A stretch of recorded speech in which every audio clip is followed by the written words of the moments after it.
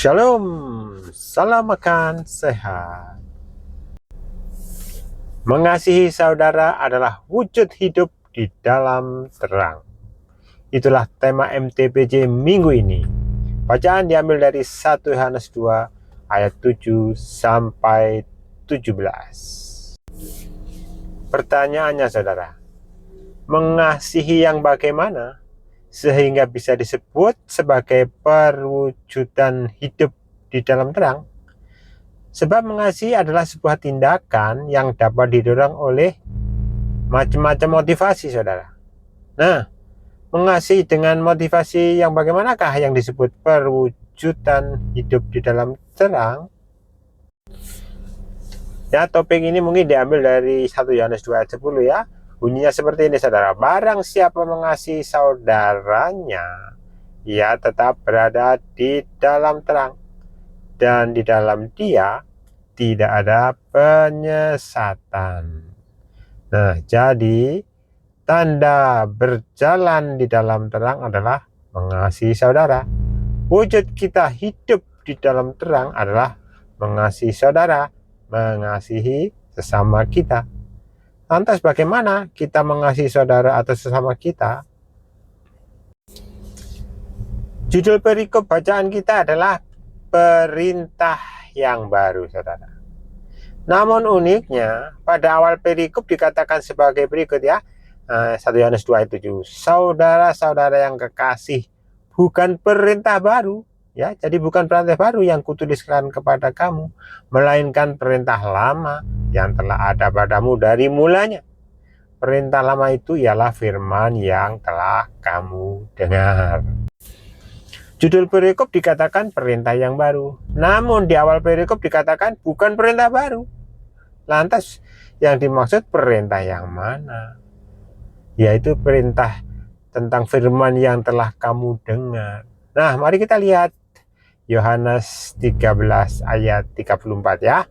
Nah, ini adalah perkataan Yesus langsung. Yohanes 13 ayat 34. Aku memberikan perintah baru kepada kamu, yaitu supaya kamu saling mengasihi, sama seperti aku telah mengasihi kamu.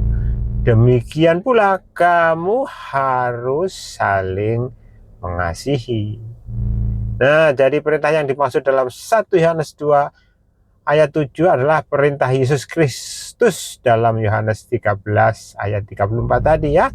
Yang diulang lagi dalam Yohanes 15 ayat 12. Bunyinya seperti ini, saudara. Inilah perintahku, yaitu supaya kamu saling mengasihi, seperti aku telah mengasihi kamu.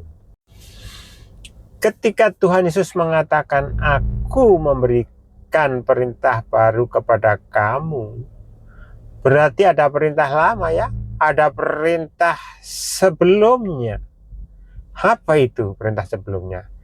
Nah, kita bisa lihat di Matius 22 ayat 37 sampai 40, saudara.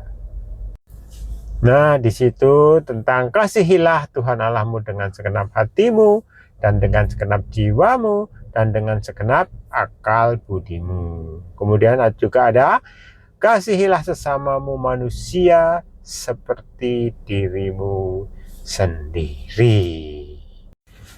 Nah, mungkin ada dari antara kita yang berpikir, itu kan ada di kitab perjanjian baru. Iya kan? Iya. Memang ini adalah yang ditulis di kitab perjanjian baru, saudara. Tapi ini adalah kutipan ya, kutipan dari perjanjian lama ya. Yang dari ulangan 6 ayat 5, saudara ya. Kasihlah Tuhan Allahmu dengan segenap hatimu, dan dengan segenap jiwamu, dan dengan segenap kekuatanmu. Kemudian juga kutipan dari Imamat 19 ayat 18. B. Bunyinya seperti ini. Melainkan kasihilah sesamamu manusia seperti dirimu sendiri. Akulah Tuhan. Nah, jadi walaupun ini ditulis di perjanjian baru, ini sebenarnya adalah kutipan dari perjanjian lama. Dan waktu itu Tuhan Yesus menjelaskan kepada orang Farisi, ahli-ahli Taurat, yang menanyakan tentang hukum yang terutama dalam hukum Taurat. Tuhan Yesus mengatakan kasihlah Tuhan Allahmu dan seterusnya, dan kasihlah sesamamu. Jadi itu adalah sebenarnya inti hukum Taurat. Itu adalah perintah lama, saudara. Apakah memang berbeda dengan perintah baru yang Tuhan Yesus berikan? Ya, jelas berbeda, saudara. Kalau perintah baru, perintahnya adalah mengasihi seperti Tuhan Yesus telah mengasihi, saudara. Kalau perintah kan mengasihi Tuhan Allahmu dengan segenap hatimu, dengan segenap jiwamu, dengan segenap akal budimu. Kemudian yang kedua, mengasihi sesamamu seperti mengasihi diri sendiri. Memang ada yang bisa, saudara. Ini inti hukum Taurat, saudara. Ya, siapa sih yang bisa melakukan hukum Taurat selain Tuhan Yesus? Kalau saudara menjawab tidak ada, berarti tidak ada yang bisa mengasihi Tuhan Allah dengan segenap hatimu, dengan segenap jiwamu, dengan segenap akal budimu, maupun mengasihi sesama manusia seperti diri sendiri. Tidak bisa, karena itu adalah inti hukum Taurat.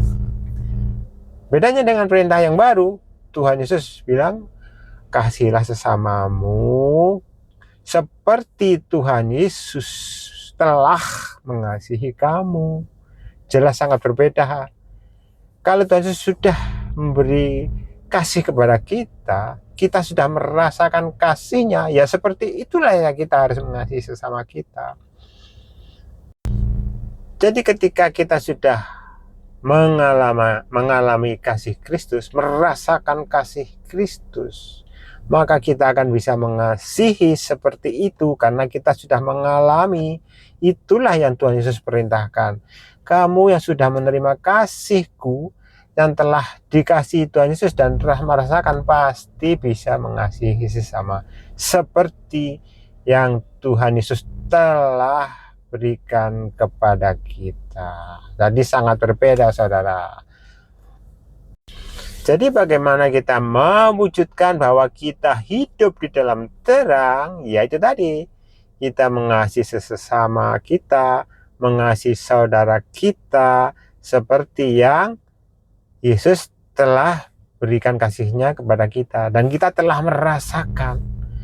Nah, kalau saudara belum merasakan, ya kita perlu mengenal lebih jauh tentang Tuhan Yesus sehingga kita bisa mengalami kasih Kristus secara sempurna. Tuhan Yesus memberkati saudara. Haleluya, amin.